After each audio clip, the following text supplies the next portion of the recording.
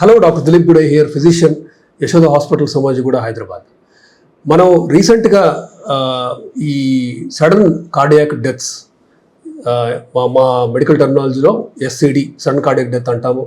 అంటే బేసిక్గా ఎలాంటి రిస్క్ ఫ్యాక్టర్లు లాంటివి లేకపోయినా, ఆర్ అంటే యంగ్ పేషెంట్స్, యంగ్ పీపుల్ జిమ్లో కానీ 35 ఏజ్ గ్రూప్, 40 ఏజ్ గ్రూప్ అని, ఇన్ఫ్యాక్ట్ 20-25 ఏజ్ గ్రూప్లో కూడా సడన్ డెత్స్ అనేవి మనం వింటున్నాము, చూస్తున్నాం కూడా. సో ఎందుకు జరుగుతున్నాయి ఇవి? వీటిని మనం ప్రివెంట్ చేయొచ్చా? దీని గురించి మనం డిస్కస్ చేద్దాం. సో ఎర్లీ ఈ సడన్ డెత్స్కి యూజువల్గా most of the time heart attacks reason అవ్వచ్చు, about 70-80% of the time, although each case is different. So మనం ఇవి ప్రివెంట్ చేయడానికి ఫస్ట్ అండ్ ఫార్మోస్ట్ మనం తెలుసుకోవాల్సింది ఏంటంటే, యాన్యువల్ హెల్త్ చెక్స్ లాంటివి చేసుకొని, అంటే సంవత్సరానికి ఒకసారి మీరు బేసిక్ హెల్త్ చెక్ ప్యాకేజ్ అని చాలా డయాగ్నోస్టిక్ సెంటర్స్ కానీ హాస్పిటల్స్ కానీ మీకు ప్యాకేజెస్ ఇస్తూ ఉంటారు, విత్ లాట్ ఆఫ్ డిస్కౌంట్ చేస్తున్నారు అవి.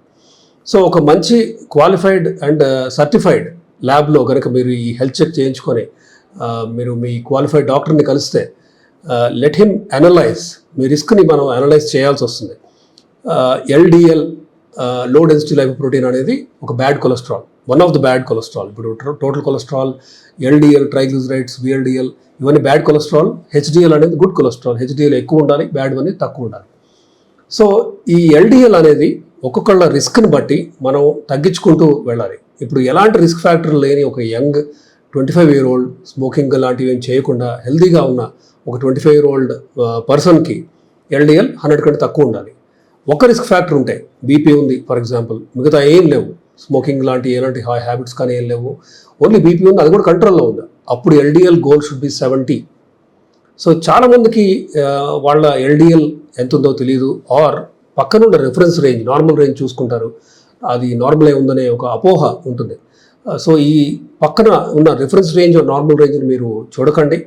మీ రిస్క్ని ఒక qualified physician or cardiologist or endocrinologist, let them assess your risk and let them decide. ఇప్పుడు మీకు సపోజ్ ఏజ్తో సంబంధం లేదు, మీరు యంగ్ అయినా సరే కొన్నిసార్లు కొలెస్ట్రాల్ లోవరింగ్ మెడిసిన్ వాడాల్సిన అవసరం ఉండొచ్చు.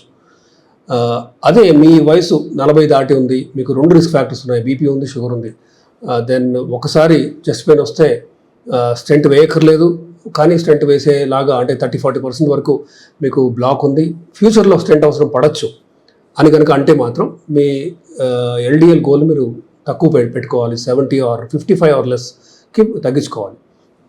సో ఒక్కొక్క పర్సన్కి ఈ రిస్క్ ఫ్యాక్టర్స్ డిఫరెంట్గా ఉంటాయి. And let a qualified cardiologist or physician assess, మీ రిస్క్ని అసెస్ చేసి, ఒక్కోసారి మీరు ఆల్రెడీ కొలెస్ట్రాల్ లోవరింగ్ మెడిసిన్ మీద ఉంటారు, సపోజ్ 10 mg 20 mg రోజోస్టాటిన్ అనే మందు మీద ఉంటారు, అయినా సరే మీకు 70 ఉంది ఎల్డిఎల్, ఆల్రెడీ కొలెస్ట్రాల్ మెడిసిన్ వాడుతున్నాం కదా, ఇంకా ఎందుకు తగ్గియటం అనే అపోహ ఉండొచ్చు చాలామందికి. సో ఈ గోల్, ఈ నంబర్స్ని ఊరికే రాలేదు, కొన్ని వేల మంది మీద స్టడీస్, ట్రయల్స్ అయిన తర్వాత వచ్చిన గైడ్ లైన్స్ నుంచి వచ్చిన ఎవిడెన్స్ బేస్డ్ మెడిసిన్ రికమెండేషన్సే ఈ నంబర్స్ ఆర్ గోల్స్. కాబట్టి మీరు కొలెస్ట్రాల్ మెడిసిన్ వాడుతున్నా కూడా ఇంకా తగ్గించాల్సిన అవసరం రావచ్చు. సో 20 బదులు 20 mg రోజోస్టాటిన్తో పాటు మీరు ఎజిటమీబ్ అని కానీ, బెంపడోయిక్ యాసిడ్ అనే మందు కానీ, ఆర్ ఒక్కోసారి 2 కానీ వాడినా కూడా మీ గోల్కి రాలేదనుకోండి, ఎల్డిఎల్ గోల్ తగ్గలేదు, 50 ఆర్ మోర్ ఉంది, అప్పుడు వన్స్ ఇన్ 6 months వాడే ఒక కొలెస్ట్రాల్ మెడిసిన్ ఉంది, ఇంక్లిసిరాన్ అనే మందు, సంవత్సరానికి 2 సార్లు సబ్క్యూటేనియస్ స్కిన్లో తీసుకుంటే సరిపోతుంది. ఇది ఎవరికి అంటే రిస్క్ బాగా ఎక్కువ ఉండి ఎల్డిఎల్ గోల్ ఆశించినంత తగ్గట్లేదు, ఆర్ 10 mg రోజోస్టాటిన్ నుంచి 20 చేస్తే బాడీ పెయిన్స్, మజిల్ పెయిన్స్ ఎక్కువ అవుతున్నాయి, ఆర్ లివర్ మీద వాపు పెరుగుతుంది అని కనుక కొన్ని రిలేటివ్ స్మాలర్ కాంట్రా ఇండికేషన్స్ కనుక ఉంటే, అప్పుడు ఈ లోవర్ డోస్ ఆఫ్ స్టాటిన్ మందులు ప్లస్ ఎజిటమీబ్, బెంపడోయిక్ యాసిడ్ ఇలాంటివి కంటిన్యూ చేస్తూ మీరు వన్స్ ఇన్ 6 months మందు వాడితే ఖచ్చితంగా మీ ఎల్డిఎల్ కొలెస్ట్రాల్ గోల్కి రీచ్ అవుతారు, or less than your goal ఉంటుంది.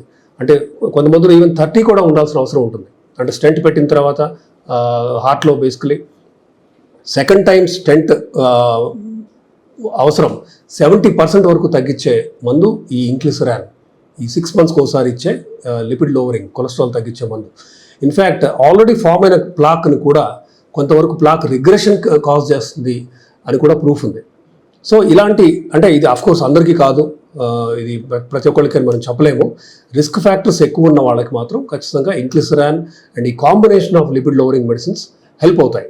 సో మీ రిస్క్ ఎంత ఉంది, మీరు రెడ్లో ఉన్నారా, ఆరెంజ్లో ఉన్నారా, గ్రీన్లో ఉన్నారా అనేది మీ ఫిజిషియన్, మీ కార్డియాలజిస్ట్తో మీరు క్లియర్గా డిస్కస్ చేయండి.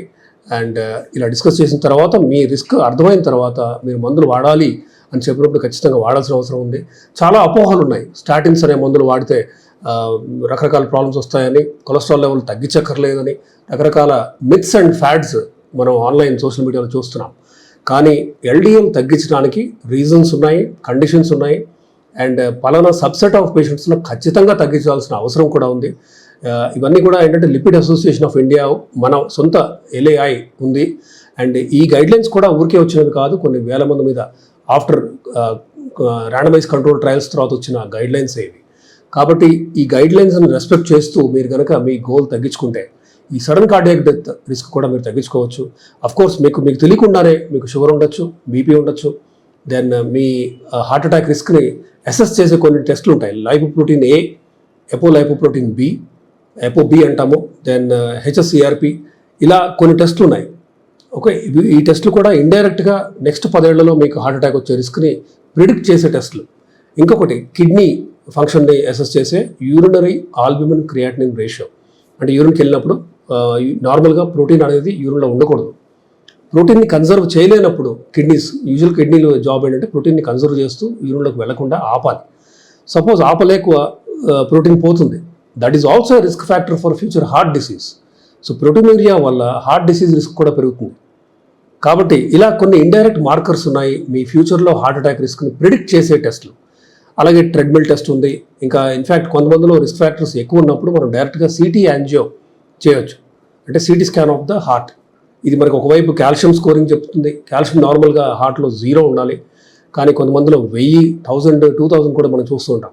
సో కాల్షియం పెరుగుతుంది అంటే కూడా మీ రిస్క్ పెరుగుతున్నట్టే. అలాగే మూడు మేజర్ ఆర్టరీస్లో బ్లాక్స్ ఉన్నాయా, ఉంటే ఎంత మేరకు ఉన్నవి, అవి 20%, 50, 75? కొంతమందికి 99% బ్లాక్ ఉన్నా కూడా ఎలాంటి చెస్ట్ పెయిన్ ఉండదు. వాళ్ళకి డయాబెటిక్ పేషెంట్స్ యూజువలీ వాళ్ళలో సైలెంట్ హార్ట్ అటాక్స్ అనేవి చూస్తూ ఉంటాం. సో ఇలా కొన్ని టెస్ట్లు and with the help of proper history, me family హిస్టరీలో మీ పేరెంట్స్కి కనుక హార్ట్ అటాక్ హిస్టరీ ఉన్న 55 లోపు ఏజ్ గ్రూప్లో వాళ్ళకి హార్ట్ అటాక్ లాంటివి వచ్చినా దెన్ మీ రిస్క్ ఎక్కువ ఉంటుంది. సో మీకు 45, 50లో రాకపోవచ్చు, ఇంకా ఎర్లీగానే రావచ్చు.